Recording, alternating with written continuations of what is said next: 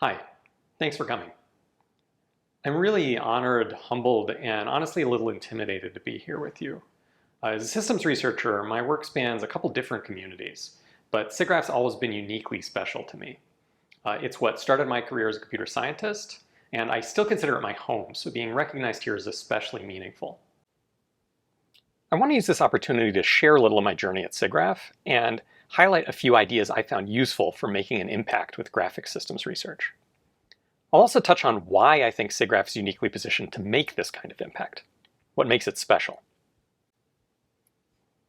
I first came to SIGGRAPH in 1998. I'm glad I'm still eligible to be considered a new researcher after 23 years, but I actually didn't start out in research. I first came to SIGGRAPH, like a lot of students still do, because I wanted to be an artist. So I've loved movies my whole life. One of my earliest childhood memories is checking out a copy of Star Wars from the library. But it was seeing behind the scenes of the amazing effects shots that really sparked my imagination. The combination of creative problem solving and stretching technology to new limits, all to create images we'd never seen before, was just the most fascinating thing I could imagine doing. So through middle and high school, I read every issue of Cinefex, I made my family sit through the credits of any movie we watched, and I idolized people like Dennis Muren and John Knoll. And this was during the time when computer graphics was starting to take over and transform movies, and SIGGRAPH was the center of it. So when Scott Lang told me how I could actually go, I showed up in Orlando in 1998 as the youngest student volunteer, put on my red vest, and spent every waking hour of the next week learning and absorbing everything I could. I was hooked, and I've been back every year since. I poured myself into mastering Maya and making my own movies, but I was so excited by the rapid advance of technology I saw at SIGGRAPH, like Paul Debevic's rendering with natural light that first year, that I also wanted to meet and work with the people driving it forward. And through the incredible graciousness of people like Pat Hanrahan, Matt Farr, and Tom Funkhauser, I got to meet top researchers as a cluelessly enthusiastic high school student. And by the time I got to college, I was obsessed with the idea that we could use the graphics hardware that was starting to emerge to transform and radically accelerate the tools I'd learned as an aspiring artist. So when Pat said I wasn't alone, that his friends at Pixar considered slow feedback, especially during lighting design, one of their biggest problems, I had a research project of my own, and what turned out to be the start of a whole new career as a graphic systems researcher. Now, any programmer with a passion for graphics often has to develop some systems and performance engineering skills, just because of our demand for computation. But I quickly realized that I found systems research exciting for a more fundamental reason. By going down the stack, or adding a level of abstraction, we gain leverage. So I got to pivot from being an aspiring artist myself to creating better tools for potentially thousands of artists to use every day. And in this way, there's a sense in which SIGGRAPH researchers are fundamentally a systems community. So unlike most of academic computer science, we're ultimately driven not by a specific layer of techniques or methods, but by integrating insights up and down the stack, from human perception and physics to algorithms to compilers and hardware, to build useful real-world tools for all the possible users of visual computing. You see this mirrored in ACM SIGGRAPH's vision statement, which Alec Jacobson championed eloquently here last year. But I think it's been true since SIGGRAPH was founded 50 years ago. For me, much more than getting any paper published, the desire to solve real problems and help build systems people really use to do greater work themselves, to tell their stories, has driven my whole career as a researcher. Now, I've been lucky to have some amazing opportunities to do that, so I wanted to share just a few ideas I've found helpful in trying to make this kind of impact with graphic systems research. The first is that it's important to be deeply grounded in real applications. And one of the best ways to stay grounded is to be or work closely with a real user. The best opportunities for systems and the most effective designs often come from the real experience of doing something painful over and over and recognizing how it might be made better. And it's not just that a grounding in applications motivates you, it also gives you insight that lets you do a better job. So this was true of that first project that got me into graphics research, the Lightspeed preview rendering system. It meant we could exploit constraints of the way we knew people actually worked.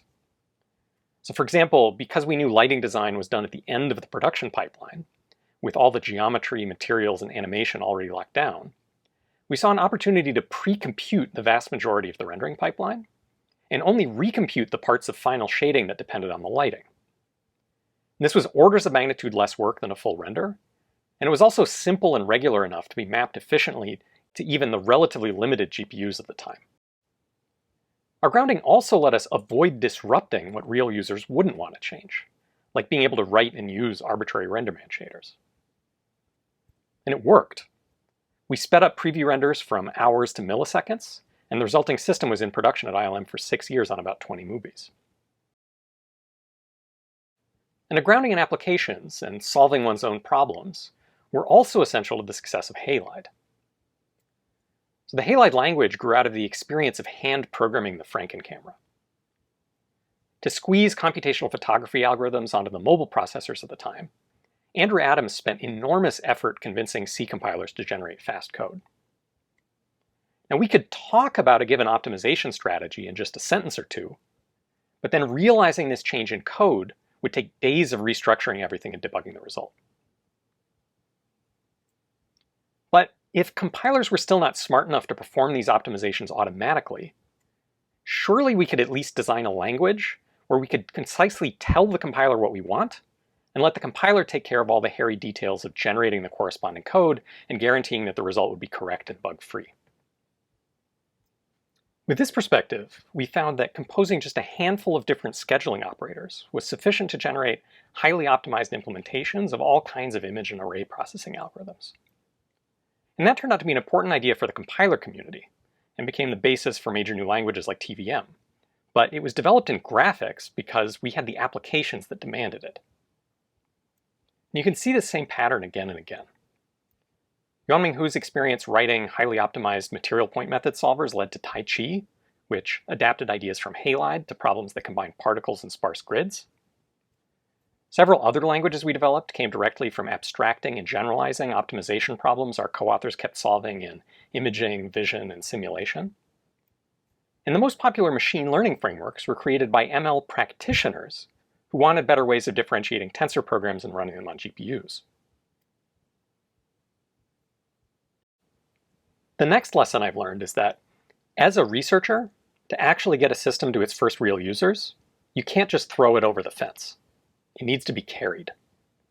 The key moment when academic systems research breaks through to start having practical impact is often when one of its creators brings it with them to a new job in industry. Looking back on some graphic systems that have had big commercial impact, 2 that I was part of and 4 bigger successes by others in our community, Halide took off at Google only after Andrew Adams joined the team making HDR+. The Franken camera design became the Android Camera 2 API when Eddie Tovola went to Google. Bill Mark brought the shading language RTSL to NVIDIA, where he helped make CG and HLSL. Ian Buck brought Brook to NVIDIA, where he made CUDA. Chris Stolte and Pat Hanrahan founded a whole company to commercialize the Polaris visualization system as Tableau. And even Lightspeed was only able to reach production at ILM after I'd spent more than a year interning and consulting, working with a team of full-time R&D staff led by Charlie Kilpatrick. In each case, the amount of intentional effort it takes to gain industry adoption is far more than just getting the first paper out. But when you have the right opportunity, it can be incredibly rewarding. And another thing to notice is that many of these research systems didn't make their impact by the literal transfer of their original code. Often the impact comes in the form of a second system, which is created in industry from the lessons of the first. And it's a common but profound misconception to think that systems research is about building a system. It's really about having insights into systems, even though we discover and test those insights by building things. I highly recommend Keyvan Fatalian's essay on this, but one of the most important ways great systems do that is by figuring out how to abstract and formalize the critical structure of some problem. And that's why so much of my own work, like lots of other graphic systems research, is focused on domain-specific languages. It's not that we think you should stop programming in Python or C, but that programming languages provides an intellectual framework for getting at the essence of computational problems using the techniques of abstraction and composition. From image processing to simulation to optimization, By abstracting and formalizing the structure of a problem as a language, we both gain insight as researchers and leverage as tool builders. For example, this year, Sai Bangaru and Jesse Michel used the tools of programming languages to abstract and formalize a technique for differentiating functions with discontinuities that was originally developed for differentiable rendering. And once we've done that, we show how it can be useful for everything from shaders to control problems in animation to design for fabrication. Finally, tying the goal of abstraction and formalization together with my first observation about being grounded in real apps, maybe the thing I found most helpful in getting at the essence of a systems problem is to carefully pick a small but diverse set of applications, use cases, or demos to drive your design. Now, there are some inherent tensions here. You want them to be as simple as possible. Ideally, you can know them inside and out, write and rewrite, and turn them over in your head. But they still need to be realistic and representative to reveal the key patterns and issues of the problems you want to solve. You also want to have as few as possible, but no fewer. They need to be similar enough to reveal important patterns, but diverse enough to force generalization and show tensions in the design space. For example, when starting Halide, Andrew and I spent lots of time thinking about just two key algorithms: a camera raw pipeline and bilateral filtering with the bilateral grid. They're both common image processing workloads, but the structure, computation patterns, and key optimization issues were different for each. And they were few enough and small enough that we could sketch them over and over on the whiteboard or in code. And we similarly focused on how to map them effectively not just to x86, but also ARM and NVIDIA GPUs. It was a manageable scope for 2 people in less than a year, but led to a design that's generalized to support thousands of algorithms and more than a dozen different hardware backends a decade later. So it's not always easy, but finding the right 2 or 3 initial apps is often key to designing an impactful system. It's like a literal embodiment of the importance of problem selection. So these are a few lessons that have helped me in my career. Stepping back, a common through line here is the incredible value of a deep and pervasive connection between researchers, system builders, and all the people who put our technology to use. I think this is a profound and unique strength of SIGGRAPH. I've already highlighted how we integrate people and ideas from all layers of the technical stack in pursuit of a shared vision of the potential of visual computing. But even beyond that, this one conference draws as many artists, filmmakers, and game designers as academic researchers. I don't know any other community in computer science whose foremost venue for research is equally home to thousands of non-scientists in pursuit of a shared vision. And as someone whose career has spanned these two sides of our community, I'm proud and honored that it's still my home too after all these years. So thanks. Thanks to the SIGGRAPH community who inspired me on this path and to the awards committee. Thanks to all the students and co-authors whose incredible work this award recognizes. There's too many to name, but I need to give special thanks to Andrew Adams. He's been my collaborator and partner for more than a decade and is more responsible than I am for everything Halide is, from first conception to its impact today. Thanks also to the Halide community and to all the friends, colleagues, and lab mates who continue to teach me so much. To all the mentors I've been lucky to have, especially my PhD advisor and wisest editor, Fredo Durand, my co-advisor, Saman, and the person who inspired me to become a computer scientist, Pat Hanrahan. And finally, special thanks to my wife and partner, Leslie, and my whole family for supporting and inspiring me at every step of the way. Be well, and I look forward to seeing you all again soon.